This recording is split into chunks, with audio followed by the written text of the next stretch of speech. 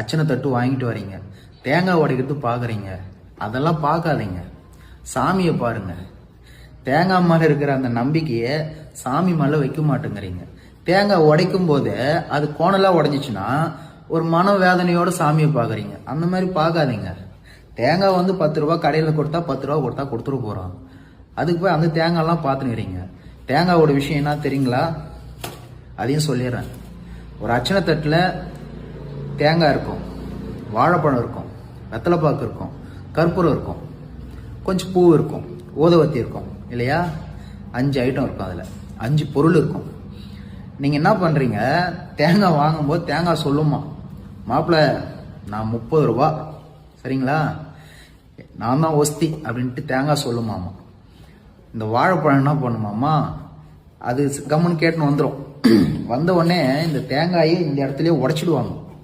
உள்ளே போவாது தேங்காய். இந்த உடஞ்ச உடனே வாழைப்பழம் சொல்லுமாமா, பாத்தியா மாப்பிள்ள ஒன்று வச்சிட்டாங்க, உள்ள முழுசாவே எடுத்துட்டு போல, என்னவோ பெருசா சொல்லிக்கினேன், நான் தான் ஒஸ்தி அப்படின்னு சொல்லிச்சாமா.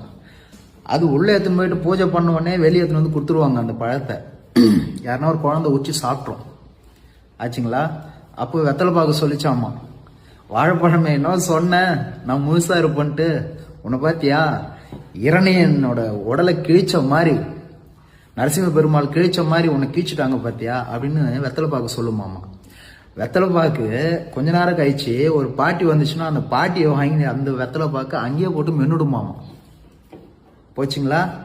அப்புறம் இது 3 நினைச்சுங்களாம். ஆமா, இந்த 1 ரூபான்னு ஒரு பையில ஒருத்தனை பார்த்துமே, எங்க அவனை காணும் அப்படின்னா, அவன் தான் உள்ள தீபாராதனைக்கு கற்பூரமா 1 ரூபா கற்பூரம் தான் பகவானை சுத்தி வருது.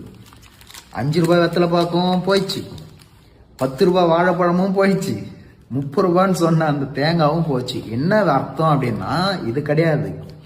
தேங்காய் உடையுது பார்த்தீங்களா, நம்மளோட ஆணவம் அங்கேயே உடைஞ்சிடணும், விட்டுடணும்.